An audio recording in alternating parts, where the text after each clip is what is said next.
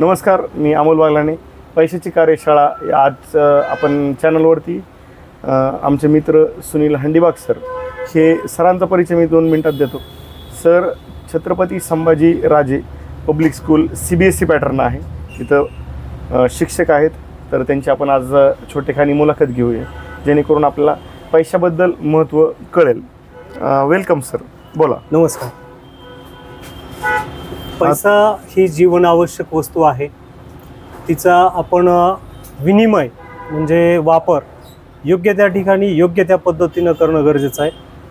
आणि जर पैशाचा वापर योग्य त्या ठिकाणी योग्य पद्धतीने झाला नाही तर दैनंदिन जीवनामध्ये बरेचसे प्रॉब्लेम क्रिएट होतात. आणि एक प्रॉब्लेम सॉल्व करण्यासाठी आपण दुसरा प्रॉब्लेम तयार करतो. जर आपल्याकडं पैशाचं मॅनेजमेंट नसेल तर आपल्याकडं मंथली जे काही पैसा येतो त्याचं व्यवस्थित मॅनेजमेंट आपल्याला करता येणं ही खूप गरजेची गोष्ट आहे. नमस्कार, बरोबर सर. म्हणजे कॅश फ्लो म्हणजे इन पैसा इकडून येतो आणि आउट, इन आउटवरती लक्ष दिलं पाहिजे. समजा आपण ज्याप्रमाणे टाकी 1000 लिटरचे पाणी असेल, अगदी पाणी भरतो, तर आपण कशा पद्धतीने पाणी वापरतो तसंच जीवनामध्ये पैसा अगदी बरोबर एकदा येतो आणि जाण्याचे खूप मार्ग असतात. तर याच्याबद्दल मला असं सांगायचं आहे, सपोज आपल्याला मंथली एक स्पेसिफिक अमाऊंट मिळते. आपण कन्सिडर करू 100 रुपये, एक सपोज करू आपण 100 रुपये आपल्याला मंथली येतात. तर 100 रुपये येणार आहेत, तर त्याचा विनिमय आपण कसा करणार आहोत याचा आपल्याकडे एक प्लॅन असणं गरजेचं आहे. आणि जर प्लॅन नसेल तर बरेचसे प्रॉब्लेम तयार होतात. तर आपल्याकडं ज्या काही समस्या आहेत म्हणजे जे काही आउटगोईंग सोर्सेस आहेत तर त्याची आपण यादी बनवली पाहिजे. म्हणजे महिन्याभरामध्ये ज्या काही अत्यावश्यक सेवा आहेत त्याच्यासाठी आपल्याला मंथली खर्च किती येतो, त्यानंतर आपल्याकडं बचत किती राहते, त्याच्यानंतर कुठल्या सोर्सला आपण प्रायोरिटी दिली पाहिजे याचा आपण जर व्यवस्थित क्रम लावला तर हे जे काही ॲडजस्टमेंट आहे 100 रुपयाची जी की मंथली आपल्याकडे येतात याचं आपण प्लॅनिंग करू शकतो. आणि त्या प्लॅनिंगनुसार जी काही आपण सेविंग करतो त्या सेविंगचा आपण चांगल्या पद्धतीनं इन्व्हेस्टमेंट केला तर तिथनंही आपल्याला काही इन्कम चालू होतं. इन्कम जे आपलं मंथली आहे ते मेन आहे, परंतु आपण एक इन्व्हेस्टमेंट जी काही केलेली असते तर त्यामधले पैसे तर ॲज इट इज असतातच आपले, त्याशिवाय आपल्याला एक्स्ट्रा पैसे मिळत असतात. जसं की सपोज मी एक कोकोनट ट्री लावला, एक नारळाचं झाड लावलं. नारळाचं झाड लावण्यासाठी मला काही गुंतवणूक करावं लागेल, जसं की नारळाचं रोप आणावं लागेल, त्याच्यासाठी गाडी मला भाड्याने करावं लागेल, एक 1000 रुपये मला खर्च करावं लागतील. ही माझी इन्व्हेस्टमेंट झाली. परंतु 7-8 वर्षाच्या नंतर ही जी काही इन्व्हेस्टमेंट मी केलेली होती तर ती मला आउटपुट द्यायला चालू होईल. जसं की एक उदाहरण सांगतो, नारळाच्या झाडाला आता मी स्वतः लावलं आहे म्हणून मी तुम्हाला सांगू शकतो, एका महिन्यामध्ये एक 12 ते 15 नारळ येतात, 12 ते 15 नारळ. आणि ह्याला जर आपण मल्टिप्लाय केलं तर जी काही मी गुंतवणूक केली होती ती 2 महिन्यामध्ये सहज निघून जाते बघा, 2 महिन्यामध्ये. आणि नंतर तर ते मला आउटपुट देतच जातं. मग हा एक मी तुम्हाला उदाहरण सांगितलं. मग त्याच्यानंतर मी दुसरं नारळाचं झाड लावलं. तर अशा पद्धतीनं आपण इन्व्हेस्टमेंट करायची. मग इन्व्हेस्टमेंट आपण वेगवेगळ्या ठिकाणी करू शकतो, जसं की आपण FD करू शकता, किंवा मग काही गोल्डमध्ये, पैसा सोन्यामध्ये, किंवा गोल्ड आहे, किंवा शेतीमध्ये काही इन्व्हेस्टमेंट करू शकता जिथनं खात्रीशीर तुम्हाला रिटर्न्स मिळत जातील. तर अशा पद्धतीनं. परंतु एक असं आहे, आपल्याला जे काही 100 रुपये मंथली येणार होते तर टोटल जे आहे ते 100 आहे, परंतु तुमचे जे काही एक्सपेन्सेस आहेत, एक्सपेंडिचर आहे, खर्च आहे महिन्याचा, तो 100पेक्षा जास्त व्हायला नको, नाहीतर हे पूर्ण बजेट पोलम उडून जातं. माणूस कर्जबाजारी होतो. आणि एकदा माणूस कर्जबाजारी झाला तर ते कर्ज फेडण्यासाठी तात्पुरती ॲडजस्टमेंट म्हणून दुसरं कर्ज काढलं जातं आणि हे असं सायकल वाढत राहतं, हे काही कमी होत नाही. तर त्याच्यामुळं जे काही टोटल आहे त्या टोटलपेक्षा जास्त आपलं टोटल नाही झालं पाहिजे महिन्याच्या खर्चा. काय होतं, मराठी माणूस हा हिशोब लिहिण्यासाठी उदासीन आहे. की समजा आज मी 100 रुपये खर्च केला तर तो 100 रुपये क्षुल्लक समजतो आणि किंवा 100 रुपये त्याच्या जीवनात आले तरी त्याला काय फार आनंद होत नाही. तर पैशाबद्दल जी आत्मीयता आहे ती मराठी माणसामध्ये नसते. त्याबद्दल तुमचं काय म्हणणं? पैशाबद्दल तर आत्मीयता असणं फार आवश्यक आहे. मग आलेला आकडा हा 100 असेल, 1000 असेल किंवा लाखातला असेल, परंतु ज्या वेळेस आपल्या खिशामध्ये पैसे असतात तर आपला ॲटोमॅटिक तो माणसाचा स्वभाव आहे, खर्च वाढत जातो. परंतु त्यावेळेस आपलं कंट्रोल असणं गरजेचं आहे. आणि हे कंट्रोल आणण्यासाठी सगळ्यात अगोदर तुमचे जे काही खर्च आहेत, विनाकारण असणारे खर्च, ते जर तुम्ही कमी केले ते ॲटोमॅटिक तुमची सेविंग वाढते. सेविंग वाढल्याच्या नंतर इन्व्हेस्टमेंट जी काही तुम्ही करत आहात ती मोठ्या प्रमाणात तुम्ही इन्व्हेस्टमेंट करू शकता. आणि जशी इन्व्हेस्टमेंट तुमची वाढेल अर्थातच तुमचं येणारं आउटपुटसुद्धा, म्हणजे येणारं जे इन्कम आहे ते सुद्धा वाढून येणार आहे.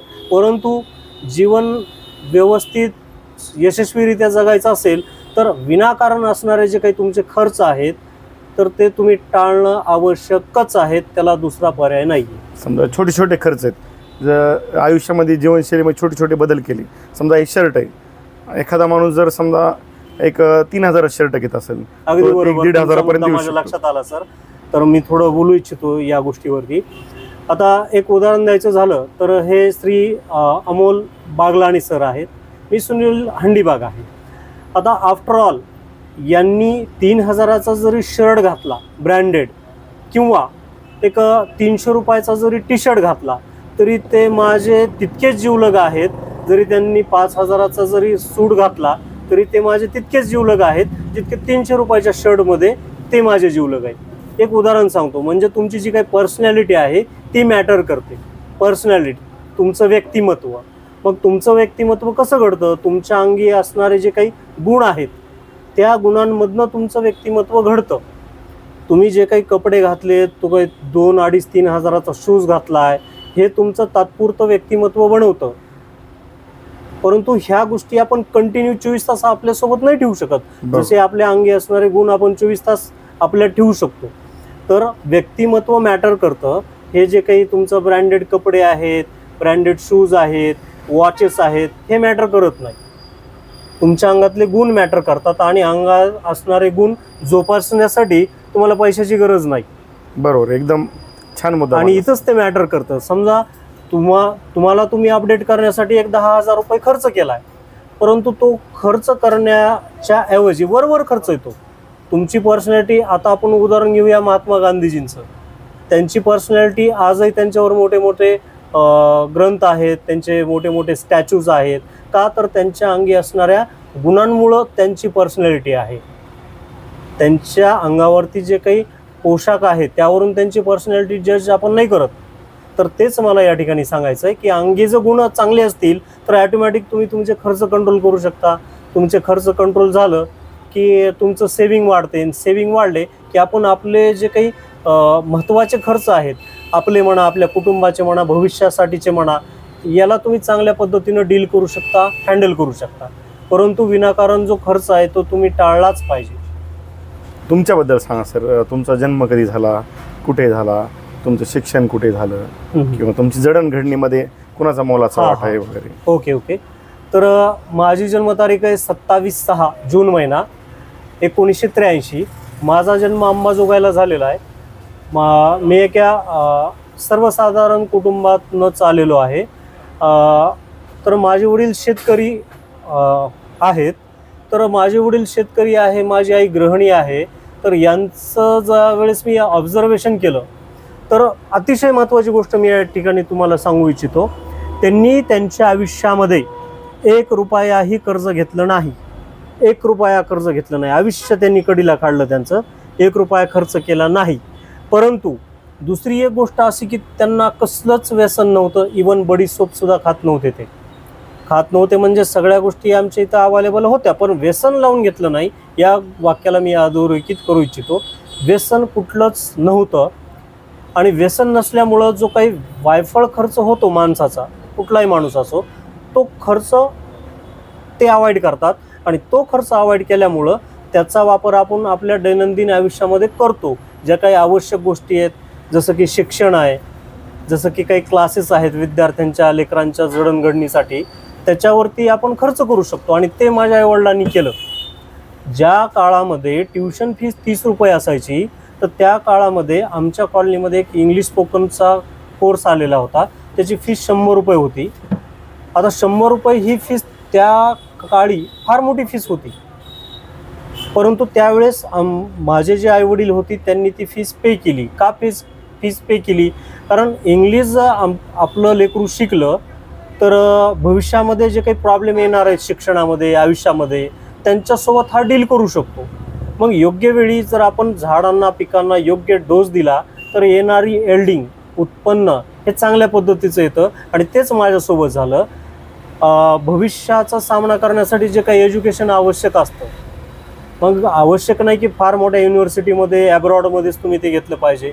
ते तुम्ही कुठंही घ्या, योग्य पद्धतीनं झालं पाहिजे. आणि ते त्यांनी माझं पूर्ण केलं. वेळोवेळी फीस भरली. एकाही महिन्याची फीस पेंडिंग नव्हती माझी. एकदाही स्कूल फीस माझी पेंडिंग नव्हती. ॲक्च्युली त्या काळात इतकं काही मोठ्या फीस नव्हत्या, परंतु ज्या होत्या त्या त्यांनी वेळोवेळी पे केल्या. आणि त्याच्यातनं मला असं बघायला भेटलं की ज्यावेळेस आमच्या इथं आमच्या ओळखीचे कुणी पाहुणे यायचे, ज्यावेळेस चर्चा करायचे, तर त्यावेळेस ते म्हणायचे तुम्ही हे लोन घ्या, ते लोन घ्या, तुम्ही हे करू शकता, तुम्ही तिकडं सुधारणा करू शकता. तर माझे वडील आणि माझी आई ठाम पद्धतीनं त्यांना सांगायची आमच्याकडं जितके पैसे आहेत त्याच्यातच आम्ही हे मॅनेज करणार. आणि ते मॅनेज करण्यासाठी बिनाकामाचे जे काही खर्च आहेत ते आम्ही कुणीच करत नाहीत, करणार नाहीत. त्याच्यामुळं आमचं जे काही प्लॅनिंग आहे ते प्लॅनिंग आमच्या बचतीमध्ये आम्ही करू शकतो, जेणेकरून आम्हाला एक्स्ट्रा लोन घ्यायची, कर्ज काढायची गरज पडणार नाही. कर्ज हा 2 अक्षरी शब्द आहे, 2.5 अक्षरी शब्द आहे, कारण रचा त्यामध्ये उल्लेख होतो. परंतु ही कधी न फिटणारी गोष्ट आहे. आपण कुणाचे न कुणाचे उपकाराच्या ओझ्याखाली दबले जातो. जर आपण कर्ज घेतलेलं असेल, जरी परतफेड केली तरी तो माणूस अधिकाराने सांगतो मी यांना कर्ज दिलं होतं, दिलं आहे. हे तर आपण करतोच, परंतु आपण कुठं ना कुठं सफरेस राहतो या गोष्टींमध्ये. परंतु मला अभिमान वाटतो आमच्या आईवडिलांनी आयुष्यकडीला निघाला 1 रुपया कोणाचा घेतला नाही, किंवा असं डोक्यात आणलं नाही की आपल्याला लोनची वगैरे गरज आहे. कारण जितकं आपल्याकडं आहे त्याच्यातच आपण व्यवस्थित प्लॅनिंग केली की आपल्याला गरजही पडत नाही. असं नाही की लोन काढलंच पाहिजे, लोन घेतलंच पाहिजे, गरज नाही. जर तुम्ही तुमचं इन्कम व्यवस्थित प्लॅन केलं असेल तर तुम्हाला लोन घ्यायची गरजच पडत नाही. जर 100 रुपयापेक्षा अतिरिक्त तुमचा खर्च वाढत असेल तर नक्कीच कुठं ना कुठं तुम्हाला ॲडजस्टमेंट प्लॅनिंग करणं गरजेचं आहे. आणि जर ते केलं नाही तर मग प्रॉब्लेम निश्चितच क्रिएट होतात. आणि ती सवय मलाही लावून घेतली. सर 1 रुपया कोणाचाही माझ्याकडं अद्याप नाही, 1 रुपया नाही. खूप चांगली गोष्ट आहे. सरांनी जो मुद्दा अधोरेखित केला आहे किंवा आणि निरंकार हां. आणि सर एक थोडंसं मॅटर एक्सटेंड करायचं आहे मला. आणि ही गोष्ट मी का करू शकलो की मला व्यवस्थित प्लॅनिंग करता येतं. माझं मंथली इन्कम काय आहे, मग त्या मंथली इन्कमनुसार मी कुठं ट्रिम केले पाहिजेत माझे काही खर्च, ते मी केले आहेत. आणि हे काही इतकं अवघड नाही, डिफिकल्ट नाही. थोडीशी सवय लागली की आपण हे काटछाट खर्चामध्ये करू शकतो, सेविंग करू शकतो. आणि आपल्याकडं असलेल्या सेविंगमधनंच आपण आपल्या वेगवेगळ्या ज्या काही रिक्वायरमेंट आहेत त्या पूर्ण करू शकतो. सर मला सांगायचं आहे की आत्ता CBSE पॅटर्नला 2nd स्टँडर्डला मुलगी आहे माझी. माझ्या पत्नीचं नुकतंच PhDचं शिक्षण पूर्ण झालेलं आहे, PhD अवॉर्ड झाली.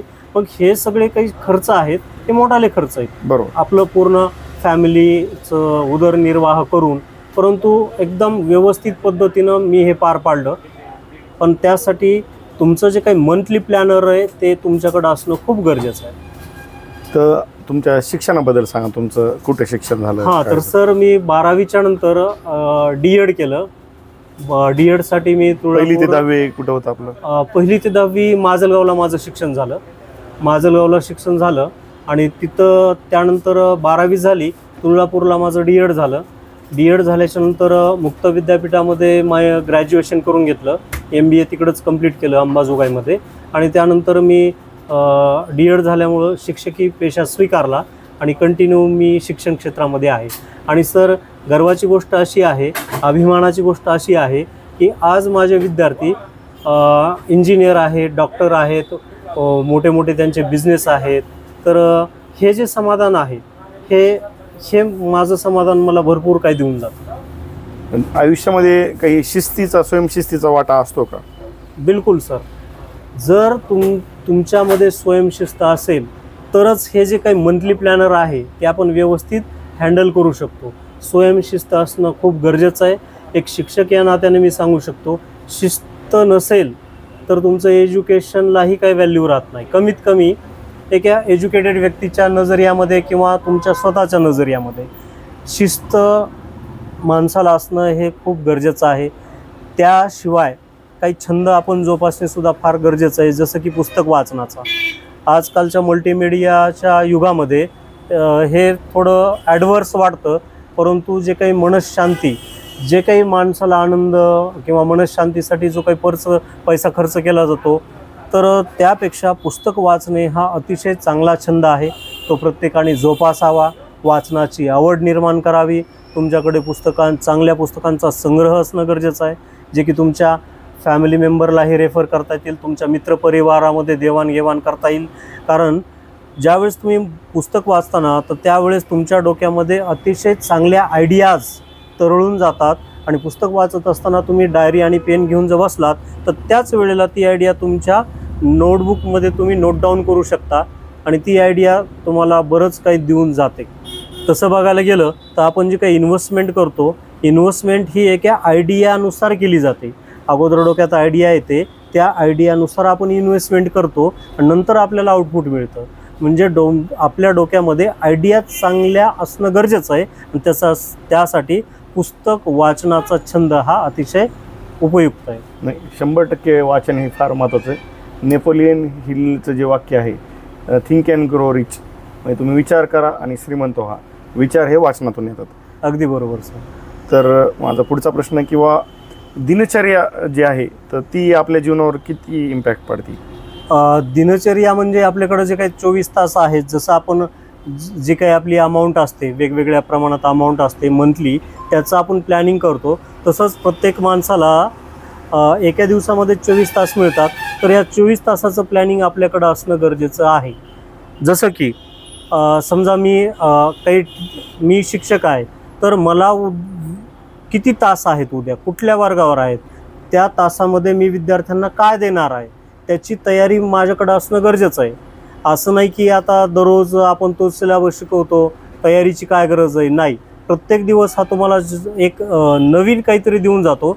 तसं तुम्हीही विद्यार्थ्यांना नवीन नवीन काहीतरी दिलं पाहिजे. त्यासाठी अगोदर तुम्ही स्वतःला तयार करणं गरजेचं आहे, प्रिपेअर करणं गरजेचं आहे. त्याच्यासाठी तुम्ही बुक्स रेफर करा, अवांतर वाचन करा, यूट्यूबवर काही महत्त्वपूर्ण माहिती असणारे व्हिडिओज पहा. त्यामधनं तुम्ही प्रत्येक वर्षी जे विद्यार्थी तुमच्याकडे नवनवीन येतात त्यांना नवीन नॉलेज देऊ शकता. मग याच्यासाठी तुम्ही तुमचा वेळ देणं गरजेचं आहे. याच्यासाठी दिवसाचं प्लॅनिंग तुमच्याकडे असणं गरजेचं आहे. बरोबर. तर नवीन समजा जी लहान मुलं आहेत त्यांना फायनान्शियल प्लॅनिंग किंवा आर्थिक नियोजन आपण कसं शिकवायचं? येस, अतिशय चांगला प्रश्न. तर एक शिक्षक आणि जवळपास आता मला एक 20-21 वर्षाचा अनुभव आहे. मी म्हणत नाही की मी फार ग्रेट आहे, मला फार चांगला फारच अनुभवी शिक्षक आहे. आता माझं एक म्हणणं आहे, विद्यार्थी लहान असेल किंवा विद्यार्थी मोठा असेल, आपण जर योग्य पद्धतीनं त्याला नॉलेज दिलं तर एक 1ली-2रीचा विद्यार्थीसुद्धा 7वी-8वीच्या विद्यार्थ्याच्या बरोबरीनं नॉलेज घेऊ शकतो. फक्त त्याला नॉलेज देण्याची जी काही मेथड आहे ती आपण करेक्टली प्रॅक्टिकली असणं गरजेचं आहे. जसं पैशाचं नियोजन जर आपल्याला लेकरांना शिकवायचं असेल, शिकवू शकतो. असं नाही की पैशाचं नियोजन हा मोठ्यांचाच विषय आहे, हा लहानांचा सुद्धा विषय होऊ शकतो. कारण भविष्यात त्यांनासुद्धा अशा पद्धतीच्या प्रॉब्लेमला फेस करायचं आहे. तर एक आपण असा प्रयोग करू शकतो, एक 100 रुपये किंवा 50 रुपये आपण विद्यार्थ्याला किंवा लेकराला द्यायचे आहेत. मग त्याला मार्केटमध्ये घेऊन जायचं आहे. मग मार्केटमध्ये पैसे तर त्या विद्यार्थ्याकडंच द्यायचे, त्या मुलाकडंच द्यायचे आहेत. मग त्याला सांगायचं आहे की आता तुला काय घ्यायचं आहे. मग लहान लेकरं असल्या कारणानं ते प्रायोरिटी खेळण्यांनाच देतील. ठीक आहे, लहान लेकरं आहेत, ते खेळणारच झाले, वेगवेगळ्या गोष्टी त्या खेळू शकतात, आनंद तर त्यांना मिळवायचाच आहे. परंतु आपण जर त्यांना थोडं संप्रेषण केलं, आपण जर त्यांना थोडं मार्गदर्शन केलं की ह्या वस्तूऐवजी तू जर ही वस्तू घेतली तर काय फायदा होणार आहे हे जर आपण त्याच वेळेस सांगितलं तर तो सुद्धा विद्यार्थी आपण ज्या पद्धतीनं मार्गदर्शन केलेलं आहे हे पॉईंट विचारात घेऊन भविष्यामध्ये वेगवेगळ्या गोष्टींसोबत तो सुद्धा डील करू शकतो की ही वस्तू घेतली तर काय फायदा आहे, ती वस्तू घेतली तर काय फायदा आहे. समजा फास्ट फूड खाल्लं तर काय तोटे आहेत, तेच जर फळं घेतले तर काय फायदे आहेत, त्याच्याकडं पैसे देऊन त्याच्याच हातातून त्याला अगोदर मार्गदर्शन करणं आणि मग ते पैसे त्याच्याकडून खर्च करून घेणं हे आपण एक सुरुवातीला अशा पद्धतीचे धडे आपण देऊ शकतो. तर आपल्या समाजामध्ये सगळ्यात जास्त अडचण आहे ती कौटुंबिक कलह. म्हणजे समजा घरातलं वातावरण तेवढं पॉझिटिव्ह नसतं. म्हणजे समजा 10पैकी 9 घरी सासू सुनाची भांडणं असतील, बायको नवरा बायकोची भांडणं असतील, किंवा घरात दीर भाऊजाई म्हणा, किंवा 2 बहिणींची भांडणं असतं. हे आपल्या समाजामध्ये फार बिंबलेलं आहे. तर ते कसं बाहेर काढायचं? अतिशय चांगला प्रश्न आहे आणि याचं उत्तरसुद्धा मी अतिशय चांगल्या पद्धतीनं देणार आहे, बेस्ट पद्धतीनं. आणि आजच्या आज जर याचा अवलंब केला तर तुम्हाला रिझल्टसुद्धा आजच्या आजच येणार. जसं आपण पहिल्यापासून बोलतो आहे, प्लॅनर असणं आपल्याकडं गरजेचं आहे, प्लॅनर असणं. आता एक उदाहरण सांगतो. समजा आपल्याकडं एखादा प्रोग्राम आहे, समजा काही पाहुणे येणार आहेत, कुठल्या उद्देशानं येणार आहेत, कशासाठी येणार आहेत, किती वाजता येणार आहेत, ते काय जेवणार आहेत, त्यांना काय आवडतं, ते किती वाजता जाणार आहेत, या सगळ्या गोष्टीचं प्लॅनर असतं. म्हणजे ऑलरेडी घरामध्ये डिस्कस केलं जातं, कुठल्या गावचे येणार आहेत, कसे येणार आहेत, किती येणार आहेत. म्हणजे काय, हे डिस्कशन होणं गरजेचं आहे. आपल्या कुटुंबामध्ये जे काही सदस्य आहेत, लहान असतील, मोठे असतील, वयस्कर असतील, त्यांच्यासोबत आपण डिस्कशन करणं गरजेचं आहे. ज्यावेळेस आपण डिस्कस करतो तर प्रत्येकाचा माइंडसेट होतो. हा माइंडसेट फार महत्त्वाची गोष्ट आहे. माइंडसेट, समजा माइंडसेट म्हणजे काय, समजा आपल्याकडं काहीच प्लॅनर नाही आहे आणि आपण एक 100 मीटर अंतर धावायचं आहे आपल्याला, पण त्याचं काहीच प्लॅनर नाही आहे. परंतु 100 मीटरच अंतर धावायचं आहे, परंतु आपल्याकडे प्लॅनर आहे. प्लॅनर म्हणजे काय, त्या 100 मीटरमध्ये किती खड्डे आहेत किंवा किती ऑब्स्टॅकल्स म्हणजे अडथळे तुम्हाला निर्माण केलेले आहेत, त्या अडथळ्याची उंची किती आहे, त्या अडथळ्याची लांबी किती आहे. तर आपला माइंडसेट असा बनतो की मला 4 उड्या मारायच्यात, त्याच्यामध्ये 3 उड्या मला उंचावरून मारायच्यात आणि 1 उडी मला अशी लांबीची मारायची आहे. म्हणजे आपला माइंडसेट होतो. त्यानंतर आपण धावतो आणि कुठल्याही अडथळ्यामध्ये आपण सापडत नाहीत आणि यशस्वीरित्या ती रेस कंप्लीट करतो. तर या उदाहरणातून आपल्याला फक्त इतकं घ्यायचं आहे की माइंड सेट करणं गरजेचं आहे. कुठलाच प्रॉब्लेम क्रिएट होणार नाही घरातल्या, ना लहान लेकरांचा, ना समवयस्काचा किंवा वयस्कासोबत. त्यांचा माइंड सेट करायचा आपल्याला. माइंड सेट म्हणजे काय, एक थोडक्यात मीटिंग घ्यायची आहे, त्या सगळ्या घरातल्या फॅमिली मेंबरला एकत्र बसवायचं आहे. हा माझा उद्देश आहे, समजा हे माझं टार्गेट आहे आणि हे टार्गेट कशासाठी आहे माझं, की ह्या टार्गेटचं आउटपुट काय, आपल्या फॅमिलीसाठी हे कशा पद्धतीनं आउटपुट देऊन जाणार आहे हे थोडक्यात आपल्याला त्यांना सांगायचं आहे. आणि आपल्याला त्यांनाच विचारायचं आहे, त्यांनाच प्रश्न करायचा आहे की हे टार्गेट माझं कंप्लीट करण्यासाठी तुम्ही मला काय मदत करू शकता. ॲटोमॅटिक ते काही ना काही मदत करणार, खारीचा वाटा घेणार. आणि ज्यावेळेस ते खारीचा वाटा घेतात ते त्यांना त्यांचा माइंडसेट करावा लागतो की ही गोष्ट का करायची आहे, ह्याचं एंड कसा आहे, तुमचं जे टार्गेट आहे त्या टार्गेटचा एंड कसा आहे. ज्यावेळेस ते लक्षात घेतील 100% तुम्हाला मदत करतील आणि ज्या अर्थी तुम्हाला मदत करतील त्या अर्थी कॉन्ट्रावर्सी काही होणारच नाही. म्हणजे आपल्याला प्रत्येक फॅमिली मेंबरचा माइंडसेट करायचा आहे. प्रत्येकाला वेगळा वेळ द्यायचा नाही, एकत्रच मीटिंग घ्यायची. आठवड्यातनं कमीत कमी 1 ते 2 वेळेस जर आपण मीटिंग घेतली, काही नाही, आपण स्वतः त्यांच्यासाठी सरबत बनवायचं आहे, त्यांना बसण्यासाठी चेअर अवेलेबल करायच्या आहेत, त्यांना प्रत्येकाला 1-2 थोड्या त्यांचं कौतुक करायचं आणि ॲटोमॅटिक ते तुम्हाला कॉपरेट करणारच. त्याच्यामुळं कॉन्ट्रावर्सी, वादविवाद होणारच नाही, कारण त्याचं आपण प्लॅनिंग केलेलं आहे. बरोबर. एमर्जन्सी फंड म्हणजे अचानक उद्भवणारे संकट आहेत. उदाहरणार्थ ॲक्सिडेंट आहे, काही अपघात होतो किंवा काही नुकसान होतं, किंवा आता मध्ये जसं लॉकडाऊन आलं, आपत्कालीन स्थिती निर्माण होते, तर तो किती महत्त्वाचा आहे. तर याच्यासाठी जसं की मी सांगितलं, आपण जे काही सेव्हिंग करतो वेगवेगळ्या माध्यमातून, म्हणजे मग ते सोन्याच्या स्वरूपात असेल किंवा तुमच्या FDच्या स्वरूपात असेल, तर ही जी काही सेव्हिंग आहे किंवा तुम्ही काही इन्शुरन्स काढलेला असेल, ही जी काही सेव्हिंग आहे, तसं इन्शुरन्सला आपण सेव्हिंग नाही म्हणू शकत, ते एमर्जन्सीमध्ये आपल्याला मदत करते. इन्शुरन्ससुद्धा आपला हवा आहे, ओके.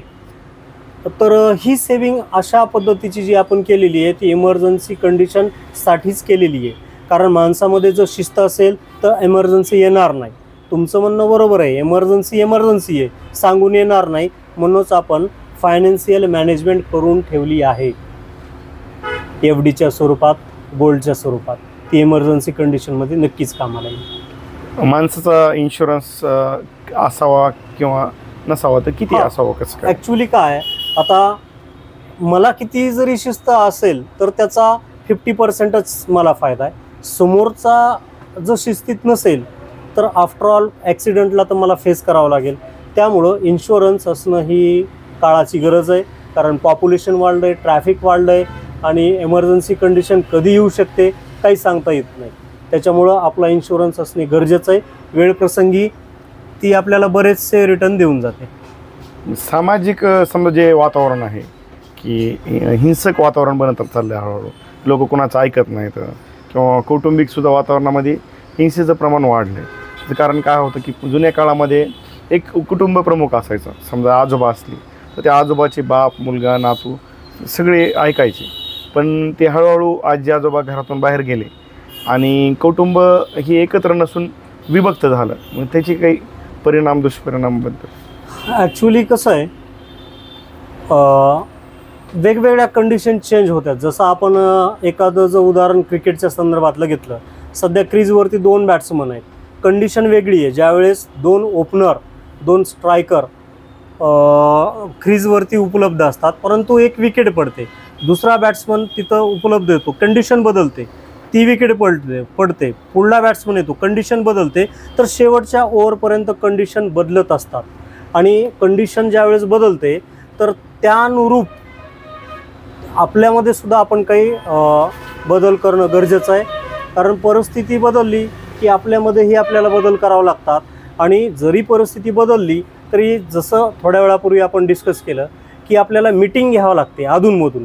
मग आपल्या इथं समजा वाढदिवसाचा काही कार्यक्रम असेल किंवा कोणाच्या लग्नाची ॲनिव्हर्सरी आहे, तर अशा कार्यक्रमाला आपले जे काही आप्त आहेत, स्वकीय आहे, मित्र आहेत, नातलग आहेत, जे फार क्लोज आहेत किंवा ज्यांच्यामुळं प्रॉब्लेम होतो आहे किंवा जे आपल्याला मदत करू शकतात, यांना आपण आवर्जून बोलवलं पाहिजे. त्यांना मान सन्मान दिलं पाहिजे. त्यांच्यासमोर आपण आपल्या अडचणी मांडल्या पाहिजे. त्यांच्याकडून आपण पोलाइटली मदतीची अपेक्षा जाहीर केली पाहिजे. अर्थातच ते मदत करतील किंवा न करतील, परंतु ते प्रॉब्लेम नक्कीच क्रिएट करणार नाही. परंतु गेट टुगेदर अधूनमधून होणं गरजेचं आहे. एक तर गेट टुगेदर केल्यावर आनंद तर होतोच आणि शिवाय जे भविष्यामध्ये येणारे प्रॉब्लेम आहेत ते सुद्धा येणार नाहीत असं मला वाटतं. बरोबर. चर्चा आणि आपण जे कौटुंबिक वातावरण चांगलं ठेवतो किंवा सामाजिक वातावरण ठेवणं आपल्या हातात आहे. आपण जसं चांगलो आहोत तसं जग मिळत राहतं. हो हो, अगदी बरोबर सर. अगदी योग्य समर्पक असं तुम्ही बोललाय सर. समजा आता मी तर बीडमध्ये बसलो आहे, अमोल बागलानी सरांच्या शॉपमध्ये बसलेलो आहे, मेडिकलमध्ये बसलेलो आहे. आता इथं आणखी एक व्यक्ती उपस्थित आहेत. त्यांचा माझा परिचय झालेला नाही आहे, परंतु मी जर त्यांच्यासोबत चांगल्या पद्धतीने बोललो, एक उदाहरण मी डेमो दाखवतो. Excuse me sir, I want your help, please मला मदत कराल का, मला तुमच्या मदतीची गरज आहे. तर 100% हे आपल्या भारतातल्या कुठल्या जरी राज्यातले असतील तर ते मला 100% मदतच करणार. का तर मी त्यांच्याकडे जो अप्रोच ठेवला आहे तो एकदम चांगल्या पद्धतीने अप्रोच केला आहे. तर त्यांना मला रिप्लाय हा चांगलाच द्यावा लागेल. जसं मराठीमध्ये एक म्हण आहे, एक डेमो दाखवतो. एक्सक्यूज मी सर, मला तुमच्या मदतीची गरज आहे, कृपया थोडी माझी मदत कराल का. हा रिप्लाय जसा या सरांकडनं आला, मग या भारताचा कुठलाही नागरिक असू द्या, कुठल्याही राज्याचा असू द्या, कुठल्याही जाती धर्माचा असू द्या, तुम्ही कशा पद्धतीनं त्यांच्यासोबत डील करताय त्यावर डिपेंड आहे की त्यांच्याकडनं रिस्पॉन्स कसा येईल. तुमचा जर त्यांना बोलण्याचा तौर तरीका व्यवस्थित नसेल तर तुम्हाला रिस्पॉन्स व्यवस्थित येणारच नाही असं माझं म्हणणं. बरोबर. काय होतं, आपली प्रत्येक तिसरी पिढी, समजा पहिली पिढी खूप श्रीमंत असेल तर तिसरी पिढी तेवढी श्रीमंत राहत नाही. तर मग प्रत्येक पिढी आपली दिवसेंदिवस श्रीमंत होत जावी यासाठी काय विचार? येस, माझ्याकडे उत्तर आहे. पिढ्या कितीही असू द्यात सर, दुसरी, तिसरी, चौथी, कितीही पिढी असू द्या, एकच फॉर्म्युला मी सांगतो ज्याच्यावरती माझा ट्रस्ट आहे. कर्म. आपण जे कर्म करतो ते चांगल्या पद्धतीचं कर्म असेल तर तुम्ही नेहमी श्रीमंतच राहाल. कर्म म्हणजे जे काही तुमचं काम असेल ते काम तुम्ही प्रामाणिकपणे, इमानदारीने, सातत्याने, न थकता, समजा टाळाटाळ न करता कुठलंही काम असू द्या, ते जर तुम्ही करत राहिलात तर प्रॉब्लेम क्रिएट होत नाहीत. आणि मग पिढी कुठलीही असू द्या, परंतु त्या पिढीमध्ये जर आळस असेल, तुमचं जे काही कर्म आहे त्या कर्माप्रती त्यांची भावना जर चांगली नसेल, कर्म चांगलं केल्या जात नसेल, तर आउटपुट नक्कीच चांगले भेटणार नाहीत. म्हणजे सगळ्या गोष्टी डिपेंड आहेत तुमच्या कामावरती, तुमच्या कर्मावरती. जसं मी आत्ता एक डेमो दाखवला म्हणण्यापेक्षा एक विनंती केली सरांना, तर त्या विनंतीवर लागलीच ते तत्परतेने मी तुमची मदत करतो. म्हणजे काय, कर्म केलं मी, त्यांना बोलवलं, त्यांना बोलवण्यामध्ये जो पोलाइटनेस होता तो माझं कर्म होतं, आणि त्याला मग रिस्पॉन्स त्यांच्याकडनं तसा भेटला. म्हणजे आपण आपलं कर्म प्रामाणिकपणे, इमानदारीनं केलं तर आपल्याला प्रॉब्लेमला फेस करण्याची गरज पडणार नाही. जुन्या काळामध्ये कसं होतं, लोकांना माहीतच नव्हतं. म्हणजे त्यांना अडाणी लोक होते, त्यांना वाचता येत नव्हतं, लिहिता येत नव्हतं, किंवा काही साधनं नव्हती. माहितीचं कुठलं साधन नसायचं, किंवा रेडिओवरती काही बातम्या यायच्या, किंवा एखादं कोणतरी न्यूजपेपर घेऊन यायचा, एक फार कमी माहिती यायची. हो, कारण त्यांना माहितीच नसायची. आजचा काळ कसा आहे, तुमच्या वरती भरमसाठ माहिती होती, बंबार्डिंग होती. अशा जास्त माहितीच्या युगामध्ये आपण कसं. सर, याच्यावरती सुद्धा थोडासा प्रकाश मी थोड्या वेळापूर्वी टाकला होता. तो असा टाकला की जे एक व्यक्तिमत्व असतं, त्या व्यक्तिमत्वावर आपण किती प्रमाणात ट्रस्ट, विश्वास ठेवायचा आहे, हे कशावर डिपेंड राहतं. तुमचं जे काही बाह्य स्वरूप आहे त्याच्यावरती नाही, तुमच्या अंगी कोणते गुण आहेत ते गुण डिसाईड करता की आम्ही तुमच्यावर किती विश्वास ठेवायचा. आजचं उदाहरण सांगू इच्छितो. बागलाणी सरांना मी 2 वाजता कॉल केला, त्यांचं माझं बोलणं झालं. मी अंबाजोगाईहून इथं 2.25 ते 2.5 तासामध्ये आलो. मग बोलण्याला जागणं महत्त्वाचं आहे. ठीक आहे, जुना काळ होता, लोक तितके ॲडव्हान्स नव्हते, अँड्रॉइड मोबाईल त्यावेळेस नव्हते, पुस्तकं त्यावेळेस नव्हतं, कागद म्हणजे फार मोठी गोष्ट वाटायचा. कुठं जर कागद पडलेला असायचा तर कागदाला पैशापेक्षा जास्त किंमत होती, भलेही तो कागद कोरा असू द्या, कारण माणसं अडाणी होते. परंतु माणसांच्या अंगी एक गुण होता सर, त्यांच्याकडं कॅलेंडर नसायचं, त्यांच्याकडं घडी नसायची, परंतु ते म्हणायचे 15 दिवसाच्या नंतर मी तुम्हाला भेटायला तुमच्या गावाकडे येईल. आणि कॅलेंडर नाही, घडी नाही, मोबाईल नाही, 15 दिवसानंतर ते आपल्याला भेटण्यासाठी आपल्या घरी उपलब्ध होते. आजोबाचं उदाहरण आहे हे. म्हणजे दिलेला शब्द पाळणे हा सुद्धा एक अंगी असलेला गुण आहे, आणि त्या गुणामुळे आज सुद्धा मी त्यांची या ठिकाणी रेफरन्स दिला, त्यांच्या अंगी असलेल्या गुणामुळे. पुन्हा सांगतो, माणसाचं व्यक्तिमत्व त्याच्या अंगी असलेल्या गुणांवरती डिपेंड आहे. जसं तुमचं उदाहरण सांगितलं, तुम्ही मला शब्द दिला, मला माहित आहे आता बागलाणी सरांनी शब्द दिलाय म्हणजे मला चिंता करायची गोष्ट नाही, फक्त गाडीत बसायचं नाही, यायचं, माझं काम होणार. आता मी हा विश्वास तुमच्यावर कसा ठेवला, कारण कुठंतरी आपण काही वेळ व्यतीत केलेला असतो, एकत्रित वेळ घातलेला असतो, त्या अनुषंगाने आपण डिसाईड करतो की या व्यक्तीवरती विश्वास किती ठेवायचा आहे. आणि मी आलो, माझं काम झालं. बरोबर. मेरा वचन ही मेरा शासन आहे, आपला बाहुबली म्हणतात. बरोबर. तर शब्दाला महत्व आहे, शब्दांची, विचारांची, काही तत्वाची श्रीमंती, म्हणजे शाश्वत श्रीमंती म्हणूया आपण त्याला. किंवा श्रीमंती फक्त पैशाची नसते, विचारांची, कर्तृत्वाची. शब्दाला किंमत आहे सर, तुमच्या शब्दाला किंमत आहे. दातृत्वाबद्दल, म्हणजे दातृत्व किती महत्वाचं आहे, दुसऱ्याला देणं. सर ऍक्च्युली काय, हे खूप मोठी गोष्ट आहे. माणसाच्या अंगी दातृत्व असणं फार गरजेचं आहे. आणि जो माणूस ओसंडून वाहतो, फुलफिल झालेल्या आहेत त्याच्या इच्छा, अपेक्षा, तोच माणूस दातृत्व या संकल्पनेसोबत डील करू शकतो. नाहीतर सर्वसाधारण माणसाचं काम नाही आहे दातृत्व. आजच्या काळात सर्वसाधारण माणूस हा दातृत्व या पदाला जाऊ शकत नाही, दाता या पदाला जाऊ शकत नाही. ज्याच्या सर्व इच्छा पूर्ण झालेल्या आहेत, जो स्वतःला परिपूर्ण समजतो, असाच व्यक्ती दान करू शकतो. आजच्या काळाला जर बोलायचं झालं तर इतर सर्वसाधारण व्यक्ती दान करू शकत नाही. फार मोठा गुण आहे सर दातृत्व. दातृत्व इन द सेन्स, समजा एकमेकांना मदत करणे लहान होय. लहान गोष्टीमध्ये Yes. आपल्या जेवढं शक्य आहे, यथाशक्ती. Yes. आपण जसं म्हणतो ते एखादा माणूस गाडी पंक्चर आहे त्याची, होय. आपण त्याला 2 मिनिटं लिफ्ट देणे. सगळ्यात मोठा गुण आहे. शेवटी काय, ईश्वर म्हणतो आपण, ईश्वर कुठं आहे तर ईश्वर माणसामध्येच आहे. आपण समोरच्याची अडचण लक्षात घेऊन वेळीच जर त्याला मदत केली तर त्याच्यापेक्षा दुसरी काही मोठी गोष्टच नाही आहे. आणि ॲटोमॅटिक त्याचे रिटर्न्स भविष्यामध्ये आपल्याला मिळतात, कारण ती आपली इन्व्हेस्टमेंट असते. आपण जर एखाद्याच्या अडचणीच्या वेळी त्याला मदत करतो, ही इन्व्हेस्टमेंट झाली, त्याचे रिटर्न आपल्याला भविष्यामध्ये मिळतात. परंतु आपण जे कोणी अडचणीत आहेत आपल्या सतसत विवेक बुद्धीचा वापर करून आपण ठरवायचं या व्यक्तीला मदत करायची आहे का नाही करायची.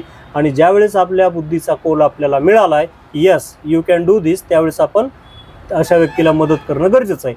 मदत करण्याच्या अगोदर आपण डिटेक्ट करणं, आयडेंटिफाय करणं गरजेचं आहे की खरंच हा माणूस नाटक करतोय का, याला खरंच गरज आहे, हे सुद्धा ओळखायला बरोबर आहे. चोरी म्हणजे काय होतं, आपण एखादा माणूस श्रीमंत होतो किंवा त्याच्या ज्या गोष्टी येतात, संरक्षण सुद्धा महत्वाचं आहे. हो, म्हणजे महत्वाचं. तुम्ही पैसा तेवढा सांभाळून ठेवू शकले पाहिजे, खर्च न करणे, तो टिकवून ठेवणे, वाढवणे. किंवा तुमच्या गोष्टींची चोरी होते तर चोरी ह्या गोष्टीवरती थोडं हे करा. चोरी ॲक्च्युली कोणी नाही केली पाहिजे. ॲक्च्युली ह्या फार बेसिक गोष्टी आहेत. कारण काय, जसं मी तुम्हाला सांगितलं, तुम्ही जे काही कर्म करता त्याचे रिटर्न्स तुम्हाला मिळतात. मग तुम्ही चांगले कर्म केले तर रिटर्न चांगले मिळणार आहेत, वाईट कर्म केले तर त्याचे रिटर्न तुम्हाला भेटणारच आहेत. मग आपण सुशिक्षित आहोत, आजच्या काळात सगळे सुशिक्षितच आहेत. जसं आपलं कर्म आहे तसे आपले रिटर्न आहेत. मग रिटर्न जर चांगले नसणार आहेत तर ते कर्मच करायला नको, बरोबर. कारण आपण जर भिंतीवरती डोकं आदळून घेतलं तर त्याचं कर्म, त्याचं आउटपुट काय भेटणार आहे, प्रॉब्लेमच क्रिएट होणार आहेत. तर त्याच्यामुळं चोरी करू नये हे आपल्याला माहीतच आहे. तरी जर करायचं असेल तर त्याचे रिटर्न्स फेस करण्यासाठी आपल्याला तयार राहिलं पाहिजे. एक तर असं कुणी करू नये, हेच मला तरी समजा आपल्या जे तत्व होते हळूहळू कमी होत चाललेत, किंवा इमानदारीने जगा, इमानदारीने वागा, कुणाचं काही ओरडून घेऊ नका, कुणावरती हिंसा करू नका, कुणाला त्रास देऊ नका. तर ही मूल्ये पुन्हा आपल्याला समाजामध्ये पेरण्यासाठी काय करावं लागेल? ॲक्च्युली आमच्या स्कूलमध्ये नैतिक मूल्याचा एक स्पेशल तास असतो, सकाळी सकाळी पाहिलाच. बरोबर. कारण काय, दिवसभर विद्यार्थी असतील, शिक्षक असतील, पालक असतील, आपापल्या कार्यामध्ये ते व्यस्त असतात. तर सकाळचा जो काही टायमिंग आहे त्या टायमिंगमध्ये आपण चांगलं वाचलं पाहिजे, चांगलं बोललं पाहिजे, चांगलं ऐकलं पाहिजे. तर जे काही नैतिक मूल्य आहेत त्यांचा विसर कुणालाही न पडला पाहिजे. तर त्यासाठी अधूनमधून अशा मुद्द्यांवरती आपण चर्चा करणं गरजेचं आहे. किंवा समजा कोणाचा काही इन्सिडेंट असेल एखाद्या नैतिक मूल्याबद्दलचा, तो त्यांनी शेअर करायचा, बाकीच्यांनी ऐकायचा, किंवा त्यांनी त्यांचा सांगायचा, बाकीच्यांनी ऐकायचा. असं केल्याच्यानंतर ज्या काही चुकीच्या गोष्टी आहेत त्यांना कोणीही आत्मसात करणार नाही. शेवटी काय, आपल्या अंगी जर चांगले गुण असतील तर चांगलंच होणार आहे, चांगले गुण नसतील तर कुठंतरी माणूस अडचणीत सापडणारच आहे. मग जे काही नैतिक मूल्य आहेत जे माणसाच्या अंगी असणं गरजेचं आहे, तर त्याची एक लिस्ट बनवली पाहिजे आणि एकेका मुद्द्यावरती दररोज एक आपण प्रोग्राम बनवला पाहिजे आणि त्याच्यावरती डिस्कस केलं पाहिजे. जसं आपण लहान मुलांना पंचतंत्राच्या गोष्टी सांगतो, बोधकथा सांगतो, ह्या गोष्टीतनं काय बोध घ्यायचा. तर अशा जर बोधकथा वगैरे आपण डिस्कस केल्या कुटुंबामध्ये, किंवा कोणाचे काही प्रसंग ऐकले, तर ह्या गोष्टी चर्चेत असल्यामुळे कोणाला विसर पडणार नाही. कारण विसर का पडतो, चर्चेत गोष्टी नाहीतच आहे. आणि आजकाल कसं झालंय, जास्तीत जास्त मोबाईलमध्ये गुंतून राहण्याची सवय असल्यामुळं या गोष्टींचा विसर पडतोय. तर कुठंतरी आपण चर्चेला सुद्धा विशिष्ट वेळ देणं गरजेचं आहे. भांडण म्हणजे काय होतं, रस्त्यावरती काय भांडणं चालू असतं आणि आपण काय करतो, त्याकडे दुर्लक्ष करतो. मग ही फार तर चुकीची गोष्ट आहे. आपलं वाटलं त्यांचं चालू आहे, पण याच्यामुळे क्राईम्स खूप वाढलेत. कुठंतरी समाजाने त्यात इंटरफेअर केलं पाहिजे का? ॲक्च्युली मला एक गोष्ट असं म्हणायची आहे, ज्यावेळेस दोन व्यक्ती आपापसात भांडत आहेत रस्त्यावरती, तर अचानक ते भांडणार नाही आहेत. त्यांचं भूतकाळात काही ना काही प्रॉब्लेम्स ऑलरेडी झालेले असतात, त्यानुसार ते डबल भांडण्यासाठी एकमेकासमोर आलेले आहेत. आणि भांडण ही अशी गोष्ट आहे ज्याच्यात फायदा कोणाचाच नाही आहे, सगळं नुकसानच आहे. परंतु त्यावेळेस माणूस इतका हायपर झालेला असतो की त्याला या गोष्टींचा विसर पडतो. आणि विसर पडल्यामुळे खूप सारे क्राईम घडतात. तर यथाशक्ती शक्य असेल, वेळ असेल आपल्याकडे उपलब्ध, आपल्यामध्ये सामर्थ्य असेल तर नक्कीच आपण त्या ठिकाणी भांडणं सोडवली पाहिजेत तात्पुरती. कारण ज्यावेळेस त्यांची सद्सद्विवेकबुद्धी जाग्यावर येते त्यांना सुद्धा कळतं की आपण जे काही करायला होतो ते चुकीचं करायला होतो, पण तिथं ब्रेक देणं गरजेचं आहे. आणि नक्कीच आपण अशा वेळेला मध्यस्थी करून ते भांडणं सोडवले पाहिजेत. परंतु त्याचा जो काही हिस्ट्री आहे थोडीफार आपल्याला माहिती असेल तर आपल्याला मदत होईल की ते कसं डील करायचं. बरोबर. काय होतं, शरीर ही फार मोठी संपत्ती आहे. शरीर असेल तर तुम्ही बाकीच्या संपत्ती कमवू शकतात की टिकवू शकतात. जसं समजा तुमच्याकडे विद्यासुद्धा पाहिजे, म्हणजे विचार पाहिजे, सरस्वती पाहिजे, लक्ष्मी पाहिजे आणि पार्वतीसुद्धा पाहिजे. तुमचं शरीरसुद्धा चांगलं पाहिजे. एखाद्याकडे शरीर चांगलं आहे आणि विद्या नाही आहे तर त्याचाही उपयोग नाही. किंवा एखाद्याकडे लक्ष्मी पण त्याच्याकडे विद्या नाही तर त्याच्याबद्दल थोडंसं सांगा. सर अर्थातच या दोन्ही गोष्टी आपल्याकडं असणं गरजेचं आहे. फक्त अंगामध्ये शक्ती असून चालणार नाही किंवा तुमच्याकडं फक्त नॉलेज आहे तरी चालणार नाही. तुमच्याकडं नॉलेजही पाहिजे, ते नॉलेज दुसऱ्याला द्यायची तुमची तयारी पाहिजे मानसिक, आणि ते तुम्ही दिलेही पाहिजे. तर तुम्हाला आणि तुमच्या नॉलेजला किंमत आहे. तुमच्याकडं शक्ती असेल तर त्या शक्तीचा वापर करून तुम्ही दुसऱ्याचे भांडणं सोडवू शकता किंवा एखाद्या श्रमिक कामामध्ये तुम्ही त्यांना मदत करू शकता, योगदान देऊ शकता. तर हे गरजेचं आहे. तुमच्याकडं नॉलेजही पाहिजे तुमच्याकडं, आणि नॉलेज अपडेट ठेवण्यासाठी तुम्ही पुस्तकं वाचली पाहिजेत. तुमच्याकडे शरीर संपत्ती पाहिजे, तिला अपडेट ठेवण्यासाठी तुम्ही चांगला आहार आणि नियमित व्यायाम या दोन्ही गोष्टी करणं गरजेचं आहे. तर हे होते आपल्यासोबत अंबाजोगाईचे सुप्रसिद्ध शिक्षक सुनील हंडीबाग सर. तर सरांनी आपल्याला बहुमोल मार्गदर्शन केलेलं आहे. आपण पैशाची कार्यशाळा या विषयामध्ये आज पहिलीच मुलाखत घेतली एवढी विस्तृत पैशाबद्दल. तर जाता जाता काय सांगाल आपल्या प्रेक्षकांना? जाता जाता मी एवढेच सांगेल की प्लॅनिंग खूप गरजेचं असतं. प्लॅनिंग असेल तर आपण मेंटली प्रिपेअर राहतो की येणाऱ्या ॲडव्हर्स कंडिशनमध्ये आपल्याला कसं सर्वाईव्ह करायचं आहे, त्यासाठी प्लॅनिंग लागतेच. मग ती प्लॅनिंग एक दिवसाची असून चालणार नाही, आठवड्याची असून चालणार नाही, महिन्याची असून चालणार नाही. कंप्लीट पुढल्या 1 वर्षाची प्लॅनिंग आपल्याकडं असणं गरजेचं आहे. आणि त्याचबरोबर आजचीसुद्धा प्लॅनिंग आपल्याकडं असणं गरजेचं आहे. प्लॅनिंग शिवाय तुम्ही प्रॉब्लेमला डील करू शकत नाही. आपलं वाचनाबद्दल बरंचसं बोलणं झालं. तर वाचनामध्ये कसं आहे, तुमचा एक जॉनर ठरला पाहिजे. जसं समजा माझा जॉनर आहे, मी फक्त पैशाबद्दल वाचतो, तर तसं तुमचा कुठला जॉनर आहे सर?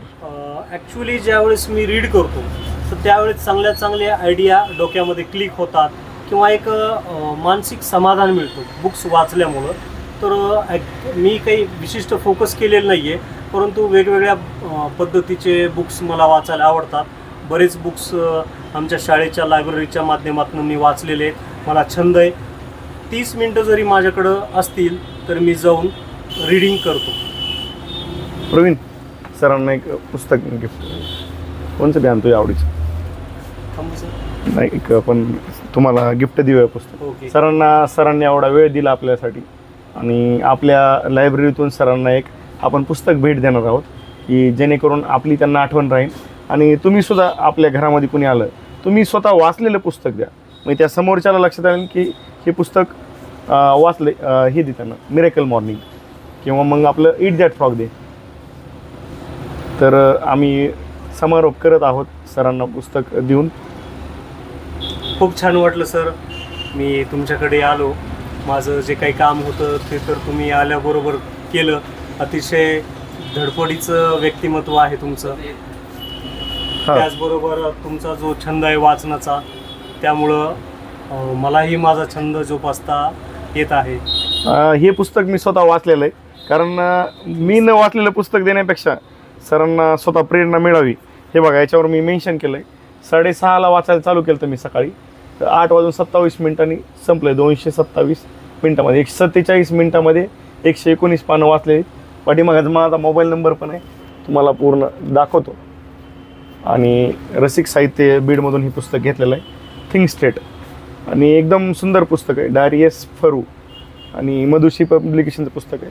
आपण जो गिचमीड विचार करतो काय करू की नको, त्यापेक्षा करायचं आहे का नाही करायचं तर हो किंवा नाही तर नाही, असं साधा सरळ अर्थ आहे. एकदम खूप छान पुस्तक आहे. म्हणजे थिंक स्ट्रेट, विचार बदला आयुष्य बदला. Yes. Thank you sir, thank you very much. Thank you. थांबलं.